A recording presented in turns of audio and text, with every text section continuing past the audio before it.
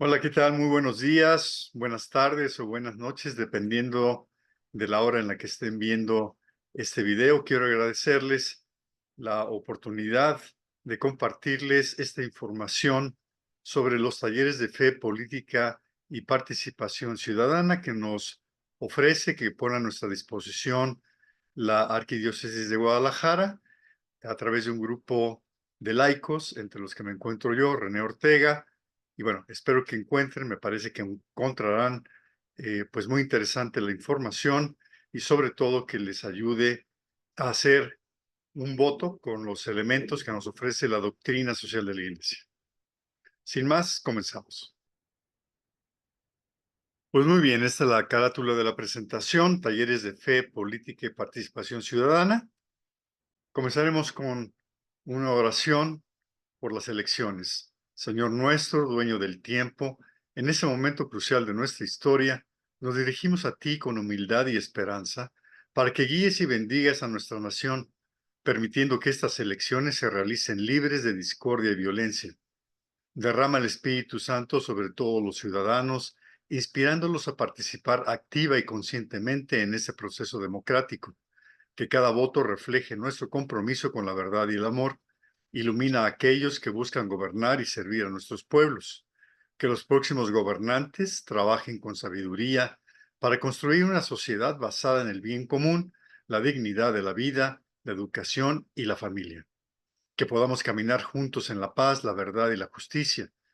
Te lo pedimos por Jesucristo, nuestro Señor y Salvador, el que es el camino de la justicia y la solidaridad. Amén. Bueno, introducción. La Arquidiócesis de Guadalajara, como comentaba, a través de la Comisión Diocesana para la Participación Democrática de los Fieles Laicos, se ha propuesto promover la participación libre, consciente y activa de los fieles laicos en este proceso electoral. Esta comisión fue creada por el cardenal José Francisco Robles Ortega y desde hace 2 años ha ido promoviendo procesos de participación que puedan ayudar a la reconstrucción del tejido social y al fortalecimiento del bien común.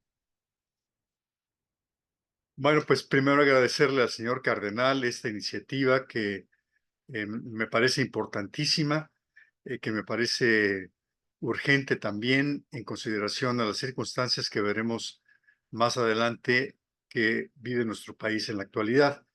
Y esto es lo que nos dice el señor cardenal. La iglesia que peregrina en Guadalajara no puede ser indiferente frente a las realidades temporales y a las coyunturas que van marcando el rumbo del país.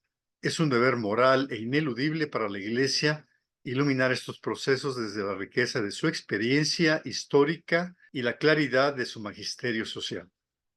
Y esto nos lo manda el señor cardenal José Francisco Robles Ortega.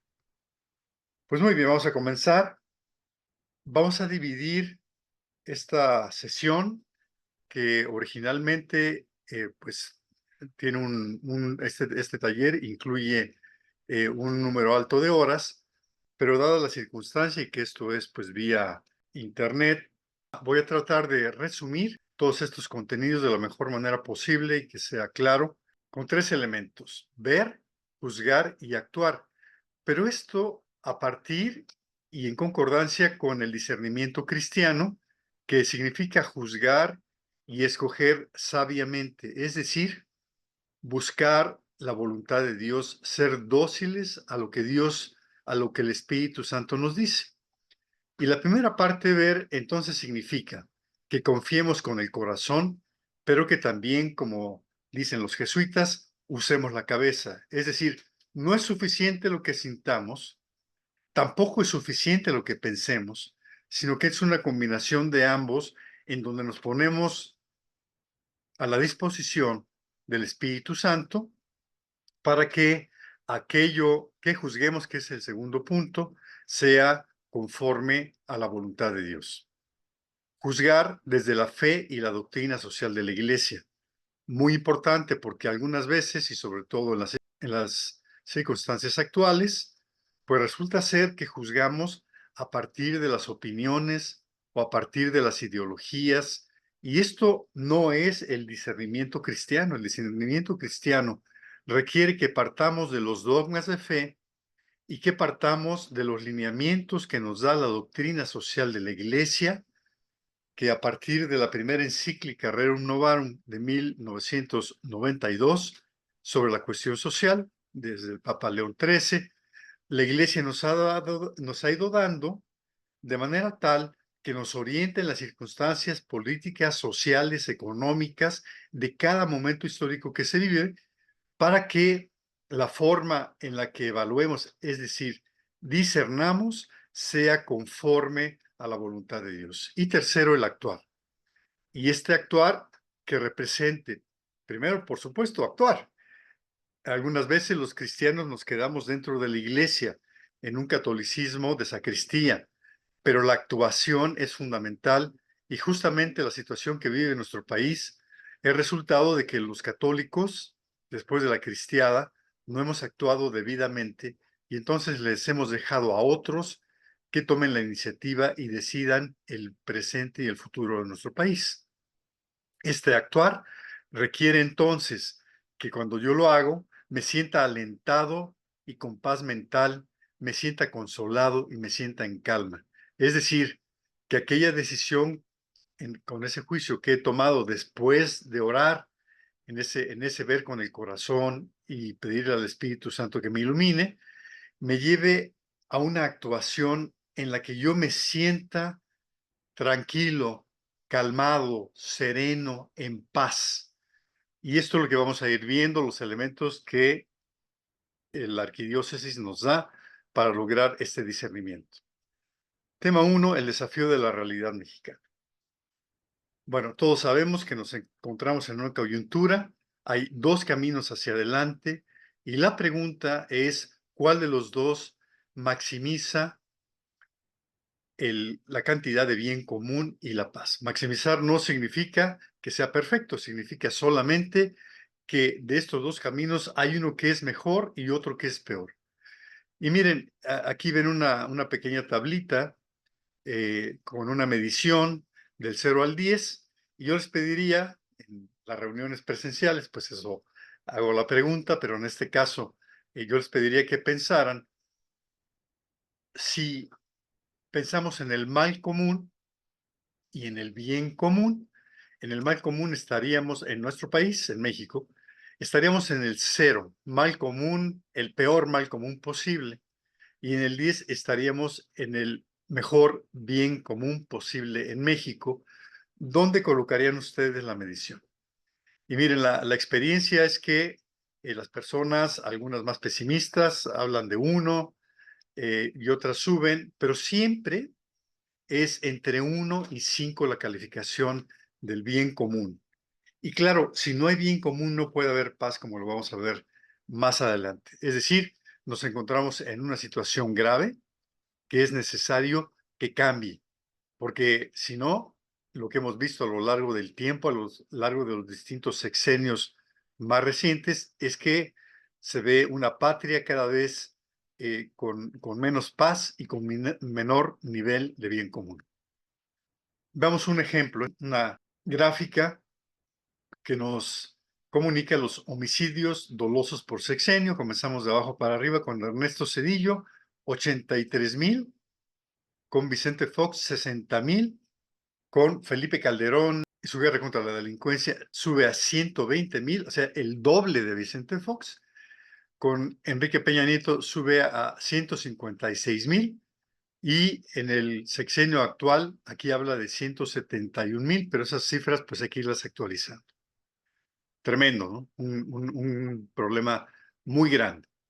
Ahora, esto está ligado, por supuesto, a la violencia. De las 50 ciudades más violentas del mundo, 17 son ciudades mexicanas. Y de las 10 más violentas, 9 son mexicanas. Por otra parte, la ciudad más violenta de todas es Colima, con 182 homicidios dolosos por cada 100,000 habitantes. Y el promedio mundial es de 5 homicidios dolosos por cada 100,000 habitantes. Tremendo. Esto es un mapa con las ciudades más violentas. Como ven, aquí están, como decía yo, De las 10 más violentas del mundo, 9 son mexicanas. Aquí están los nombres: Colima, Zamora, Ciudad Obregón, Zacatecas, Tijuana, Celaya, Uruapan, Nueva Orleans en Estados Unidos, Juárez y Acapulco. Y esa realidad duele e interpela. No solamente duele, sino que nos interpela. ¿Cómo puede ser que en el segundo país con más católicos en el mundo exista esta situación? ¿Qué hemos hecho mal los cristianos? ¿Qué hemos dejado de hacer? Que en todo caso sería un pecado de omisión para que estemos en esta circunstancia. Bueno, la presentación original habla tiene una serie de slides en las que va comentando distintos elementos más detallados, pero aquí me permito utilizar un slide mío, este es mío, que hace un resumen de estos temas tan complicados para México. Por un lado, lo que yo llamo el sexenio de la muerte, con las siguientes circunstancias. Lo primero, al fin del sexenio tendremos cerca de 200,000 muertes por la violencia, 120,000 desaparecidos. Se acumularon 800,000 muertos por COVID-19. Hace unos días había una noticia que decía que el 40% de esas muertes se podrían haber evitado. 200,000 muertos por falta de medicamentos, es decir, los que indirectamente por la mala atención que hubo a COVID, pues murieron, es decir, aquellos que están enfermos y que al asistir a alguna clínica, a algún hospital, no los podían atender porque estaban saturados o porque no había medicamentos. Y entonces esto generó de manera eh, indirecta 200,000 muertos más, donde están los niños con cáncer, las personas con diabetes, personas con enfisema pulmonar, en fin, unas con cáncer, una serie de enfermedades que no pudieron ser atendidas. Claro, la pandemia no es culpa de nadie, pero sí el bajísimo nivel de atención que hubo hacia los enfermos de COVID, pues tuvo un daño colateral. 20,000 mujeres asesinadas. Esto es increíble. No puede ser tampoco que en un país católico pueda suceder esto. Y tampoco puede ser que en un país católico haya 90,000 bebés abortados. Esto es increíble. Cuando el primer estado, que todavía no era estado, el Distrito Federal, en su momento la Ciudad de México, legisló a favor de la legalización del aborto, bueno, pues ahí empezaba, pero el día de hoy hay 13 estados en los que el aborto es legal, pero no solamente eso, sino que la NOM 046 legaliza el aborto a partir de una niña de 12 años en cualquier lugar, en cualquier clínica en México. Esto es porque lo que esta NOM dice es que una niña a partir de los 12 años se puede presentar en la clínica y decir que su embarazo es fruto de violación y sin ningún tipo de prueba se le cree y se debe realizar el aborto. Cuando hacemos la suma de todo esto, no sé si ya alguien la hizo, llegamos a algo así como 1,500,000 de mexicanos muertos.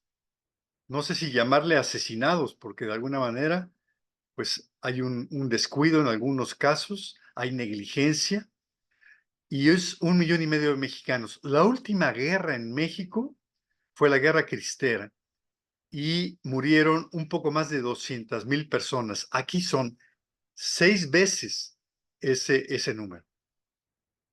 Por el otro lado, la destrucción de la economía. Y esto es un slide mío. Yo me hago responsable por la información del anterior y de este. 75,000 millones invertidos, entre comillas, en el aeropuerto Felipe Ángeles. 332,000 millones por la cancelación del aeropuerto de Texcoco, es decir, lo que se le tuvo que pagar a los inversionistas que habían comenzado esa obra. 516,000 millones por el Tren Maya que no camina. 342,000 millones de la refinería de Tres Bocas, que todavía no refinan. 3,000 millones de la megafarmacia, que escuchaba yo, eso no sé, espero que sea verdad, que el número de recetas surtidas por día es de menos de 5. Es decir, no sirve para nada. Y además, las medicinas las piden del IMSS, del ISSSTE, etcétera. 10,000 millones del fraude de Segalmex. Esto nos da una suma de 1,3 billones de gastos sin retorno sobre la inversión en este sexenio. Hay más, pero digamos, estos son los más grandes, los más gruesos. Y la realidad es que yo no, en mi mente, yo no alcanzo a dimensionar lo que son 1,3 billones. Esto es en español, no en inglés, que le quitan 3 ceros, sino en español. 1,3 billones de pesos. Yo no alcanzo a dimensionarlo, pero una forma de hacerlo es si ese dinero se hubiera repartido entre los mexicanos que viven en pobreza, habrían quedado casi en el límite para sobrepasar la pobreza y agregarse, digamos, a la clase media. Eso nos da una idea del impacto de haber utilizado esto de una manera diferente. No estoy diciendo que habría que haberlo repartido, sino es una forma solamente de indicar el nivel de impacto que podría haber tenido, de bien común que podría haber tenido una inversión inteligente. Conclusión. México vive desafíos muy graves frente al proceso electoral. Además de los mencionados, siempre está latente la tentación de que el Estado influya en el proceso electoral. Más grave aún, la presencia del crimen organizado, que hará todo lo posible por imponer sus intereses. Ante este panorama, los católicos debemos reconocer que la desesperanza no es propia del cristianismo. La solución a esta compleja realidad pasa porque cada ciudadano asuma un compromiso renovado, recordando que el futuro de México no depende solo de quien gobierna, sino fundamentalmente de los ciudadanos, de su participación permanente y organizada. Y entonces aquí hay dos cosas importantísimas. Primero, si nosotros no actuamos, no va a haber bien común. Y si nosotros lo que hacemos es tirarnos al piso y llorar desconsolados, no estamos actuando y estamos entonces nuevamente incumpliendo, no participando y no haciendo lo que es no solamente nuestro derecho, sino nuestro deber. Vamos a la segunda parte, que es el juzgar.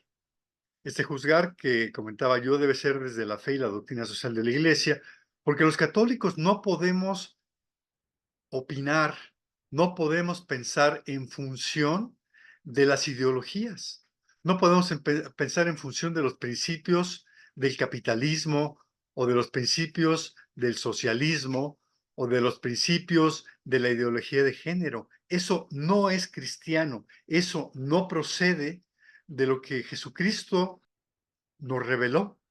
Yo soy el camino, la verdad y la vida, nos dijo. Es decir, la verdad proviene solamente de la revelación y a partir de ahí es que podemos hacer, por lo tanto, un discernimiento correcto, juzgar sabiamente y escoger sabiamente. Bueno, continuamos con el juzgar entonces. Tema 2, la mejor política, el compromiso social del cristiano. Los católicos somos ciudadanos del cielo y ciudadanos del mundo, las dos cosas, no nada más del cielo, sino también del mundo. Formamos parte de la sociedad civil. Los cristianos somos sociedad. Vivimos inmersos en las actividades ordinarias que conforman los diferentes estilos de vida de cada persona, en las que se entrelazan las relaciones familiares, vecinales, laborales, que dan origen al tejido social. Es decir, el tejido social se fortalece en la medida en la que los católicos participamos e influenciamos a la sociedad. Una visión trascendente de la política es fundamental. Nos dice el Papa Francisco, la democracia no se construye solo con aspectos técnicos, jurídicos y económicos. El bien común no solamente es en lo temporal, A estos elementos meramente técnicos y organizacionales debe ser unido lo más importante, el espíritu humano. Dios nos creó para él. Dios nos dio dos facultades, la inteligencia y la voluntad para que actuemos con libertad, pero esto requiere el que utilicemos estas dos facultades. Olvidar o dejar a un lado la dimensión trascendente de la persona causa graves estragos en la sociedad. Es decir, si no pensamos en función de llegar al cielo, si los católicos no nos esmeramos en buscar ser santos, es decir, en ser verdaderos hijos de Dios, en cumplir su voluntad, la sociedad lo sufre.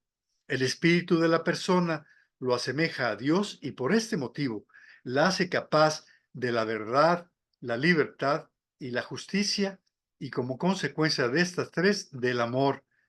Fuimos creados para amar y por lo tanto, si no tenemos la posibilidad de ser libres y si no buscamos la justicia, ese amor es pura baba de perico. La mejor política, aquella que ponga al centro los intereses del pueblo y no de los partidos, del pueblo. No, ningún partido es dueño del pueblo. La que nos recuerde que los partidos son instrumentos de participación política y su fin es favorecer la amplia participación y el acceso de todos a las responsabilidades públicas. Una política que defienda y haga crecer las instituciones. Ya nos veremos ahora más sobre el tema de las instituciones, que garantice la democracia. Hoy hay dos sistemas en el mundo, la democracia y el autoritarismo. Países como Corea del Norte, Cuba, Venezuela o Nicaragua viven en el autoritarismo. Muchos otros países, con todas las deficiencias que pueda haber y la calificación que le podamos poner a esas democracias, incluida la de México, son democracias y dan la posibilidad de vivir en libertad y de corregir si nos equivocamos al momento de elegir a nuestras autoridades o de reafirmarlas si ese es el caso, y entonces poder seguir decidiendo, porque somos pueblo, quiénes van a ser nuestros gobernantes hacia adelante. Cuando la democracia desaparece y la sustituye el autoritarismo, dejamos de ser libres, dejamos de tener libertad de participación. Bueno, la Iglesia de Guadalajara, a través de este taller, nos ofrece 9 criterios de discernimiento. Los voy a leer y después, más adelante, los voy a explicar. Primero, la dignidad de la persona humana. Segundo, la promoción y tutela de la vida. Tercero, la protección de la familia. 4, derecho de los padres a educar. 5, libertad religiosa. 6, vida económica y trabajo. 7, comunidad política. 8, cuidado de la casa común. Y 9, la paz. Ahora, ¿de dónde salen estos criterios? ¿Es un invento del señor cardenal o de dónde vienen? Bueno, hablábamos de que los católicos debemos ver la realidad y discernir a partir de la fe y de la doctrina social de la Iglesia. ¿Qué es la doctrina social de la Iglesia? La doctrina social de la Iglesia es una serie de principios basados en la revelación con una aplicación a lo social, es decir, a la política, a la vida social, a la vida económica. Y de esta manera, los papas y la Iglesia en general, porque no todos son documentos de los papas, está, por ejemplo, los documentos del Concilio Vaticano II, nos van orientando para que tengamos los elementos completos y suficientes para hacer un buen discernimiento. Algunas veces, pues, pues por nuestras propias limitaciones, por la falta de tiempo y porque no tenemos toda la información, nosotros eh, podemos tener una opinión que no tenga todos los elementos de estos principios de la doctrina social de la Iglesia. Son, como ven, 5 principios. Estos 5 principios tienen 2 fundamentos. El primero, que es la base, la dignidad humana, y el segundo, que es el resultado, el desarrollo humano integral. Bueno, ahora comento un poco más al respecto. Vamos a comenzar por el primero, el bien común. Hablaba yo del bien común al inicio, pero no, no describí en qué consiste. El bien común, nos dice la doctrina social de la Iglesia, son las condiciones que promueven el desarrollo de las personas, de las familias, de los cuerpos intermedios, de las instituciones, como decía yo hace un momento, y del Estado, en este caso del país, de la nación de México, pero no solamente de cada país, sino también de la comunidad internacional. Entonces, el bien común requiere que el Estado que está dirigido por el gobierno federal, en el caso de México, establezca, desarrolle aquellas y respete aquellas instituciones que promueven el bien común y que por lo tanto permiten a las familias y a cada uno de sus miembros el poder desarrollarse y lograr cumplir con su propia misión en las personas, con su propia misión y funciones en la familia y en los cuerpos intermedios. Por ejemplo, un hospital, un hospital que no tiene medicamentos, un hospital que no tiene suficientes enfermeros o que no tiene suficientes médicos, o que esos enfermeros y médicos maltratan a los pacientes, o que los medicamentos no están disponibles. Bueno, todo eso, cuando no es suficiente, está impidiendo que un hospital cumpla con sus funciones propias o limita el éxito. Y aquí nuevamente está esta línea, y podremos ahí cada uno de nosotros pensar dónde podríamos poner a un hospital al que conocemos, que hemos asistido recientemente, y dónde lo ponemos en esta escala del 0 al 10. 0, mal común; 10, cumplimiento perfecto de sus funciones. Bueno, existen otras entidades, otros grupos intermedios, como sería la escuela, como sería la empresa, como serían los sindicatos, las asociaciones, las instituciones de la sociedad civil y todas aquellas instituciones gubernamentales o no gubernamentales que lo que hacen es buscar el balance en el poder, porque cuando el poder está concentrado, pues siempre hay la tentación de destruir todo lo demás. Entonces, podríamos aplicar este concepto del bien común desde la familia hasta el Estado y la comunidad internacional.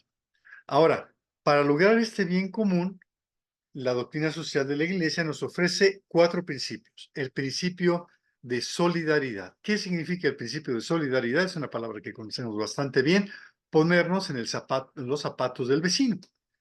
Los mexicanos, cuando hay una tragedia, tenemos la característica de salir y buscar ayudar a los demás. Acapulco es el ejemplo más reciente. Eso es solidaridad. ¿Qué ganamos? Nada. Lo hacemos por ayudar a nuestro prójimo, no porque nos paguen nada. Segundo principio que nos lleva al bien común: subsidiariedad.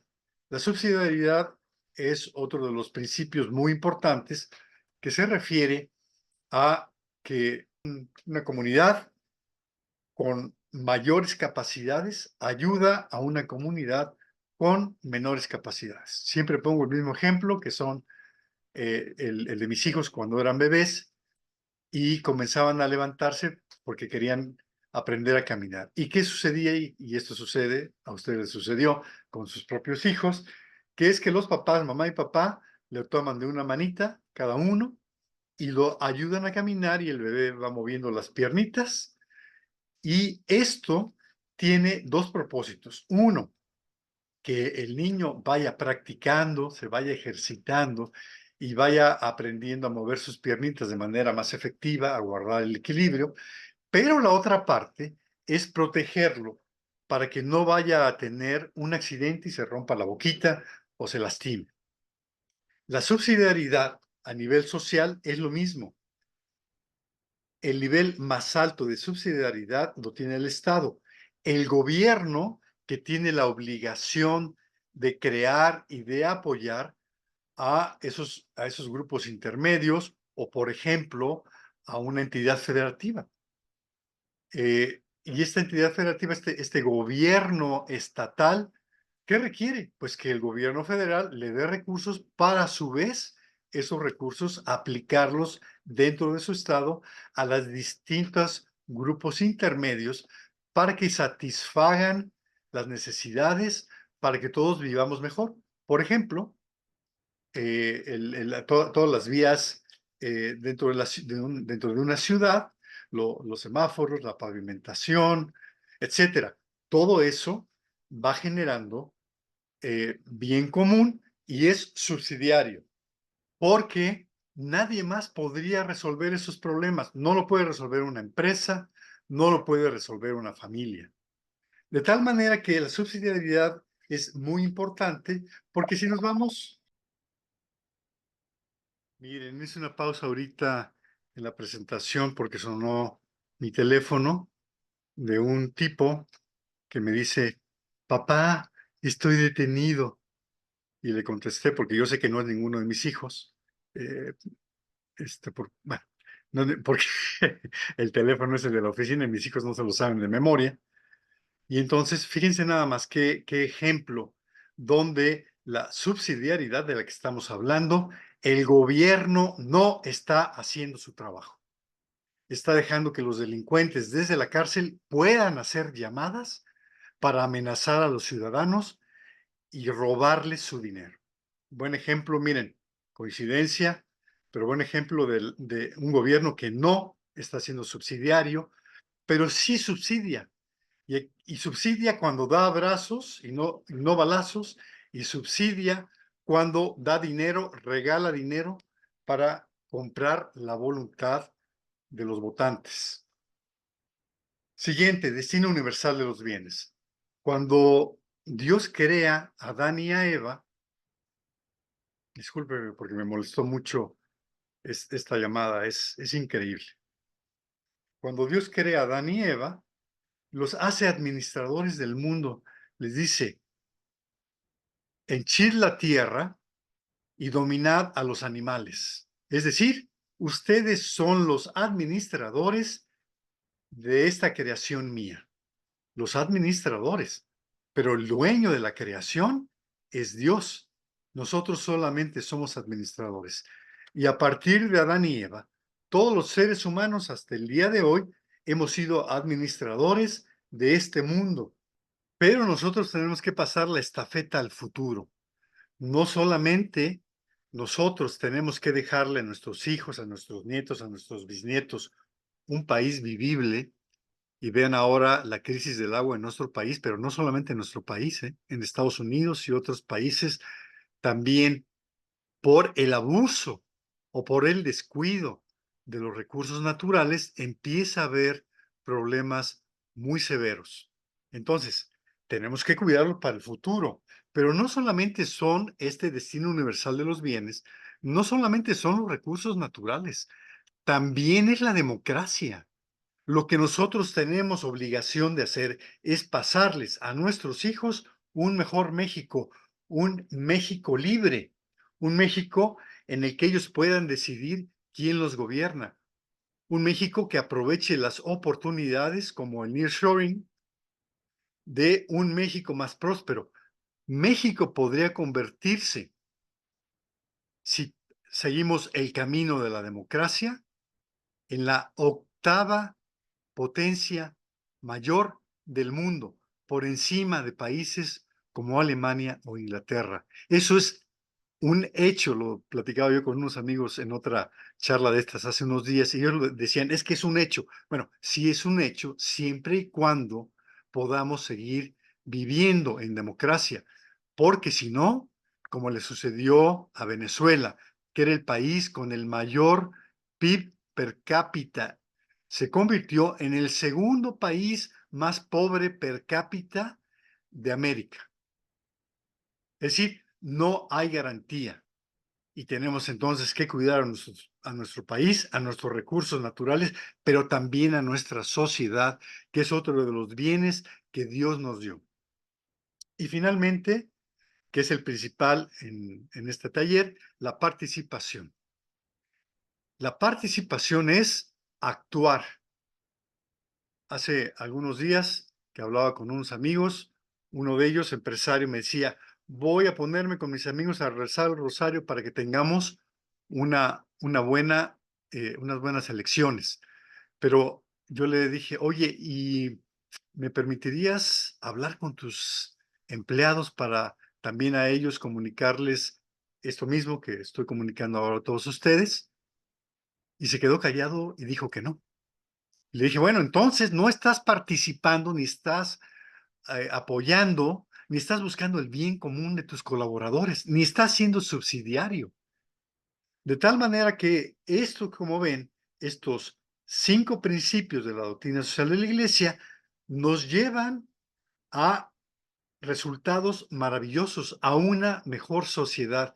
Y esa mejor sociedad se expresa a partir de un bien común mayor, y el resultado del bien común es la paz. Y la paz es la tranquilidad del orden, nos decía San Agustín. ¿Qué significa eso?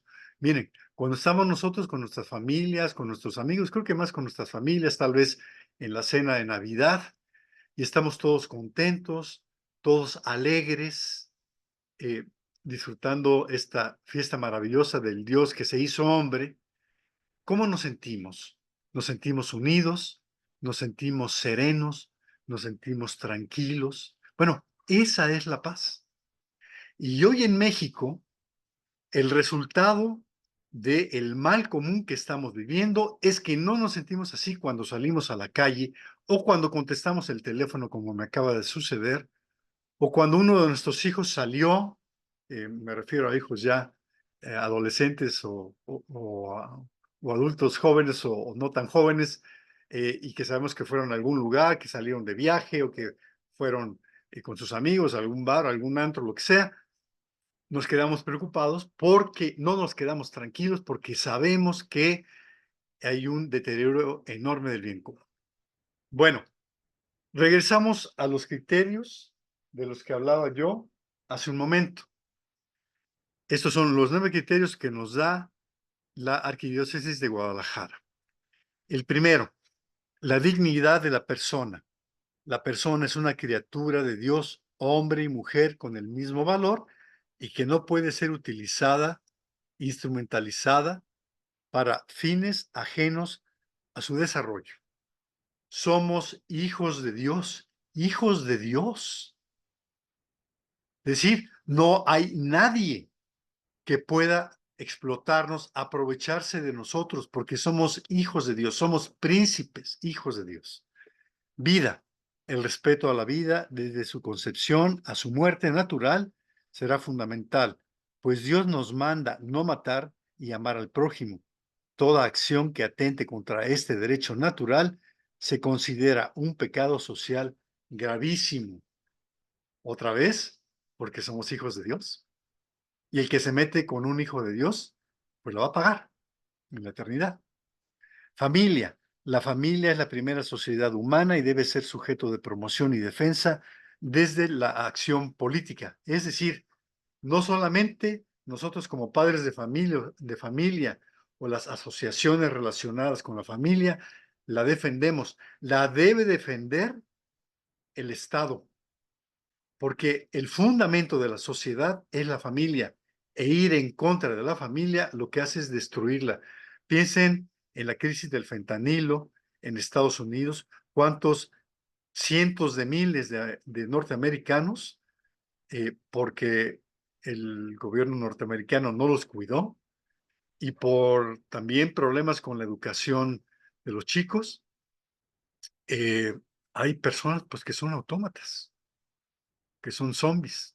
Alguien me decía que hay un pueblo por ahí que le dicen el pueblo zombie, no sé si es verdad o no es verdad, no sé cómo se llama, pero ciertamente hay un tremendo deterioro y por lo tanto el tejido social ha sufrido mucho en aquel país de manera diferente al nuestro, pero el nuestro pues no se deja, ¿eh?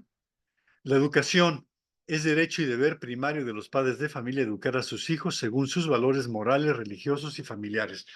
Miren, la nueva escuela mexicana está fundamentada en principios neomarxistas. de lucha de clases. Tú eres un opresor o un oprimido, dice la guía para maestros de primaria que se llama Un libro sin recetas para la maestra y el maestro. Esto es para niños de primaria, de 6 a 12 años. Les leo un párrafo de este documento. Para ello es necesario desarrollar un pensamiento de ruptura con 4 variables. 1, identidad de clase. 2, oposición de clase. 3, aplicación a toda la sociedad mexicana. 4, concepción de una sociedad alternativa que se puede conseguir a partir de la lucha contra los oponentes de clase. Ojo, para eliminar los mitos de que en el sistema neoliberal existe un orden de libertad que es en realidad de opresión, de autoesclavitud. O sea, la gente que cree en la democracia es un autoesclavo, de que no se puede ser exitoso si no dejas de ser perezoso. Miren nada más qué cosa. El mito del heroísmo de las clases opresoras, como, fíjense en esto, como guardianas del orden que encarna la civilización occidental y cristiana. Es decir, la iglesia. Es un ataque directo a la iglesia. El mito de su caridad, de su generosidad, que en realidad es en realidad una falsa ayuda. O sea, la caridad es una falsa ayuda. El mito de la propiedad privada, el de que la rebelión del pueblo es un pecado contra Dios. Fíjense nada más qué cosas. Siguiente, libertad religiosa. Es primordial que el gobierno que se pretende elegir tenga prioridad en garantizar la libertad de pensamiento y de conciencia y no ser un impedimento para el desarrollo armónico de las iglesias y las expresiones de fe. Bueno, ya empiezan a haber cosas raras en México respecto al tema de libertad religiosa, como ha pasado en Nicaragua, donde, como sabemos, hay sacerdotes, obispos, laicos encarcelados, algunos que se les ha quitado la ciudadanía, imagínense nada más. Y aquí empieza a haber cosas como el tema del obispo de Chilpancingo, que empiezan a sonar muy extrañas, y los sacerdotes también jesuitas que mataron hace algunos años y los 50 y tantos que han matado a lo largo del sexenio, que empiezan a sonar a persecución. Trabajo para la iglesia ser un medio de santificación y lo considera un derecho fundamental. La familia debe estar en el centro de la vida económica, por tanto, quien aspire a gobernar deberá garantizar trabajo justo, seguro y velar por los derechos de los trabajadores. Acá, los laicos empresarios hemos fallado enormemente, pero el gobierno tiene que poner su granito de arena. Bien común y política, ya lo comentamos. Protección de la creación, ya lo comentamos. Y la paz, como dijimos, que es el resultado del bien común. Ahora, en estas opiniones, esta opinitis que tenemos el día de hoy, de tanta información que recibimos todos los días, la Iglesia de Guadalajara nos da 4 puntos a considerar, además de estos criterios que hemos hablado. Primero, no existe el partido o candidato perfecto. Segundo, ningún candidato responderá por completo a las exigencias de la fe o la vida cristiana. Tercero, se deben rechazar comportamientos o posiciones políticas que aspiren en una falta de realismo, ya sea porque los candidatos nos quieren engañar y nos dicen al oído lo que saben o lo que creen que queremos escuchar, o porque nosotros creemos en un mundo que no existe, en candidatos que es imposible que puedan ganar la elección porque no tienen la fuerza que deben de tener. Entonces, ese realismo es fundamental. Y evitar que se instrumentalice el mensaje cristiano con tal de ganar votos. Poner en la falda una imagen de la Virgen de Guadalupe es pretender, discúlpeme, pero es pretender manipular. Sobre todo cuando destruiste, tiraste una iglesia en Tlalpan, una iglesia católica, tiraste las imágenes, las rompiste y, y bueno, pues atacaste un lugar sagrado. Conclusión, votar es cómo abrirle la puerta de tu casa a una persona para que cuide de tu hogar y los tuyos. Por eso, antes de las elecciones debemos conocer las propuestas de los candidatos, reflexionar, analizar a la luz de estos criterios. No hay ni habrá un solo candidato que sea capaz de transformar el país por sí solo. No hay persona que pueda transformar, y eso es un mito de los mexicanos, ¿eh? Llega el presidente y porque la prima de la prima, o la conocida, no sé qué, era monja o era no sé qué, cada sexenio lo mismo, va a cambiar al país. No lo cambia el presidente, lo cambiamos nosotros, por más promesas y dádivas que ofrezca a la comunidad. En cambio, el compromiso ciudadano y la puesta en práctica de estos criterios hará que podamos vivir en un México más justo, más humano, en donde reine la paz y la fraternidad.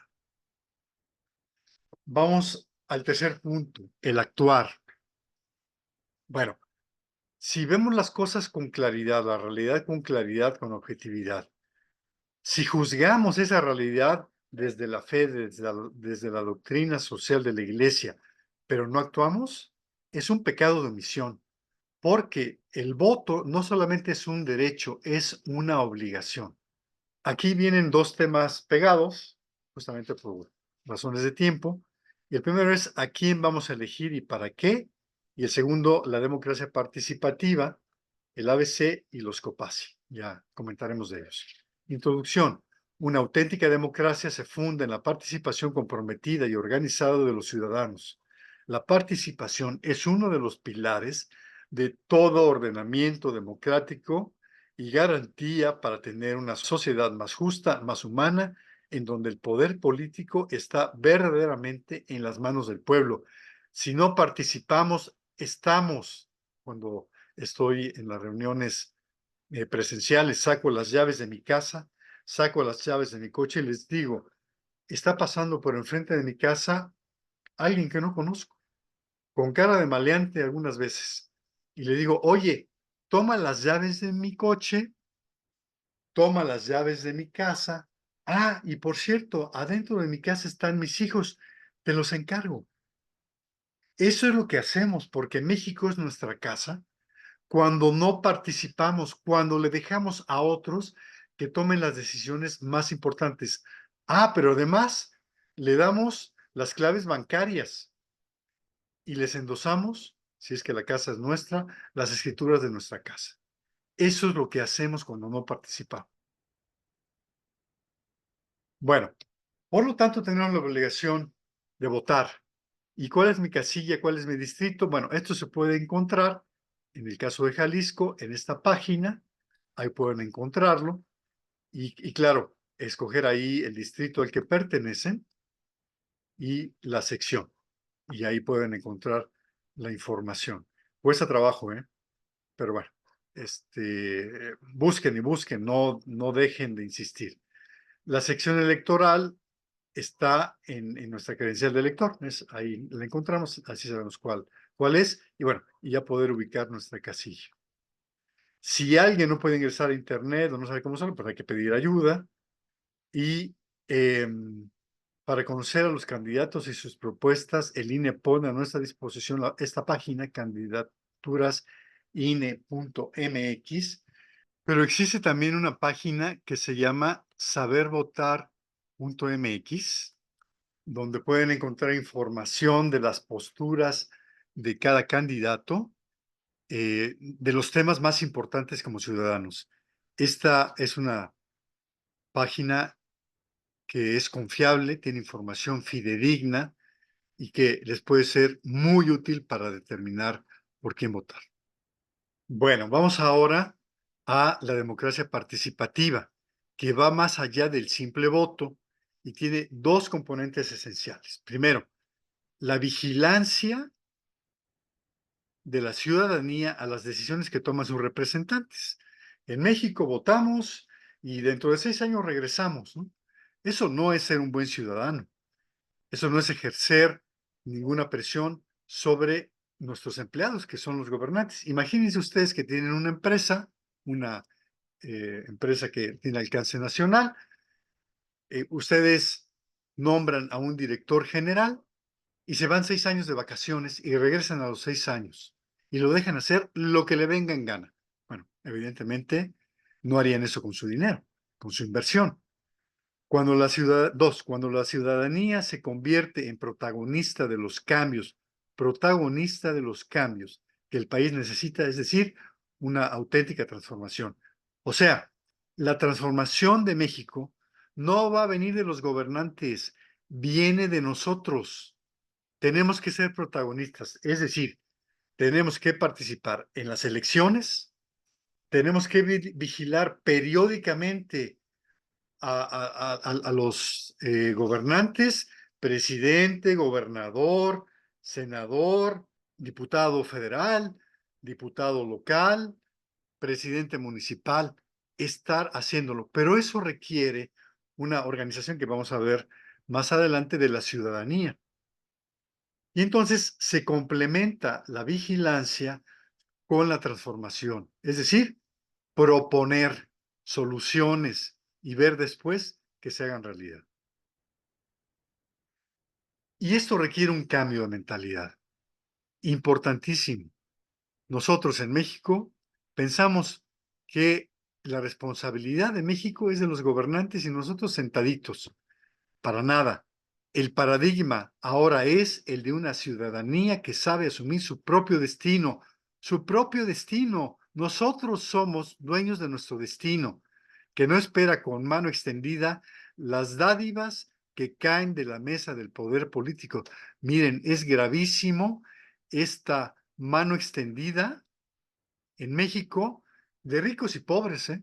Ahí tienen a los empresarios, comenzando por el más poderoso del país, yendo a besarle los zapatos a los gobernantes, los dueños de México.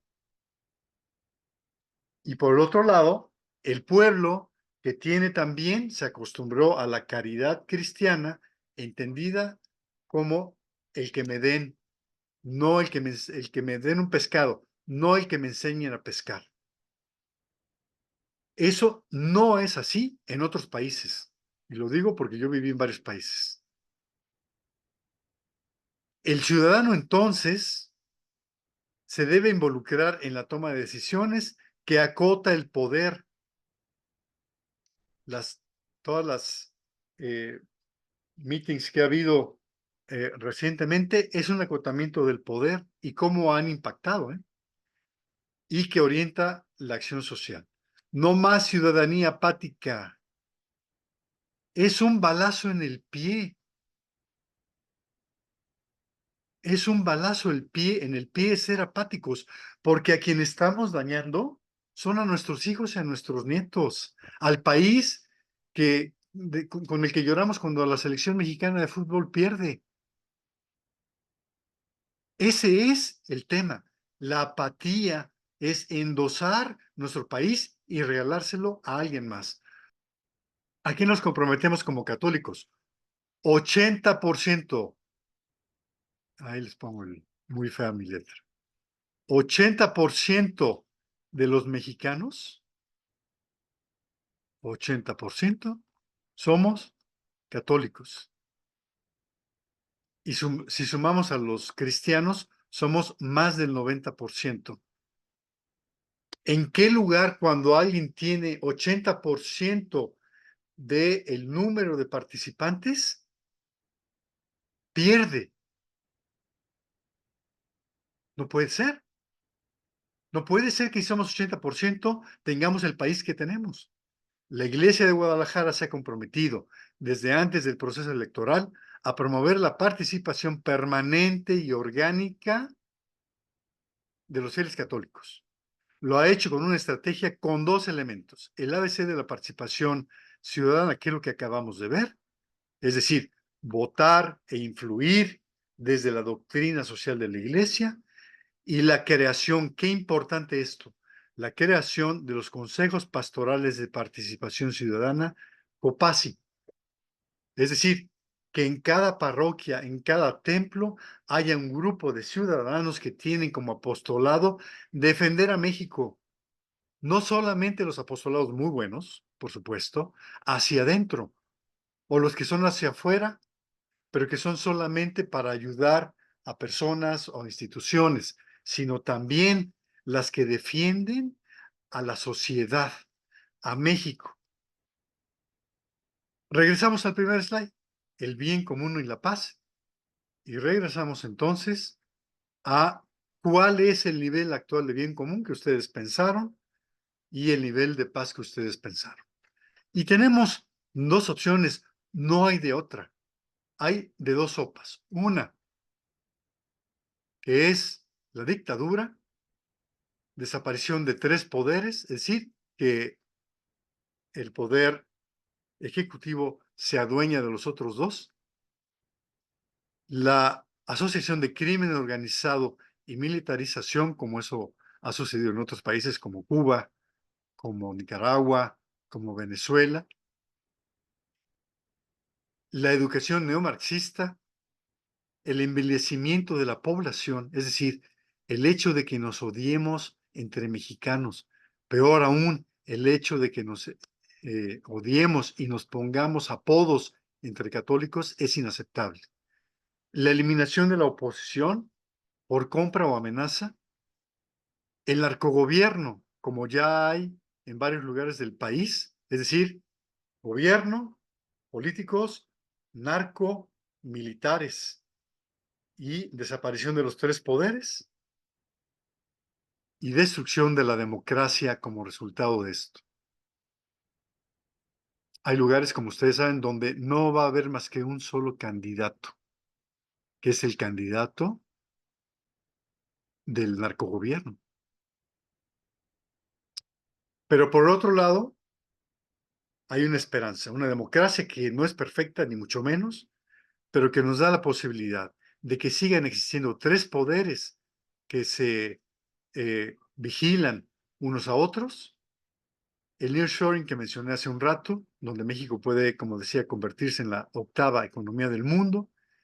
El PIB per cápita que al menos se puede duplicar, porque al llegar más empresas internacionales, multinacionales, eh, que sí pagan todos los, el Seguro Social y el Infonavit y todas las prestaciones, como muchas mexicanas no lo hacen. Eso va a meter una presión para que las mexicanas tengan que hacer eso mismo porque van a competir por el mismo capital humano. La reducción, por lo tanto, de la pobreza porque se mejoran los sueldos, se reduce la economía informal. El control de la delincuencia, muy complicado, pero hasta algún nivel, y que el ejército regrese a hacer sus funciones propias. El ejército no tiene por qué estar haciendo empresa o administrando empresas. Ese no es su trabajo, para eso no nacieron y no tienen las capacidades para hacerlo. Y, por supuesto, la competencia electoral.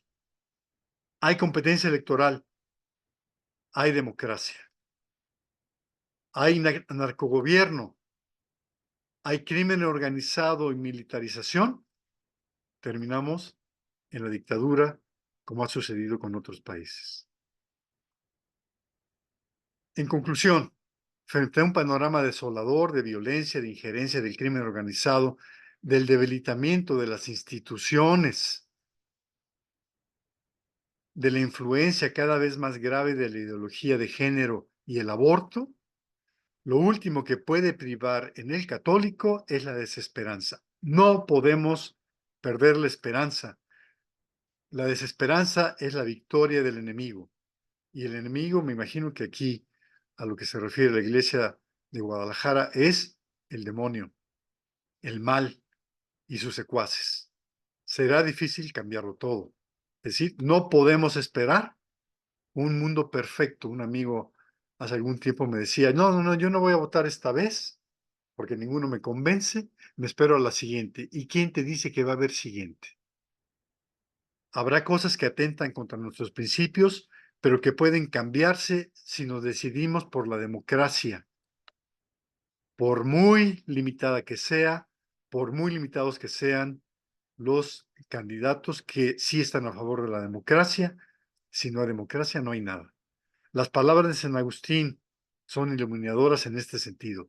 Debemos tolerar lo que de momento no podemos cambiar, pero no para permanecer indiferentes, sino que con nuestro compromiso ir paulatinamente cambiando esas realidades, si salvamos el único camino para lograrlo, la democracia.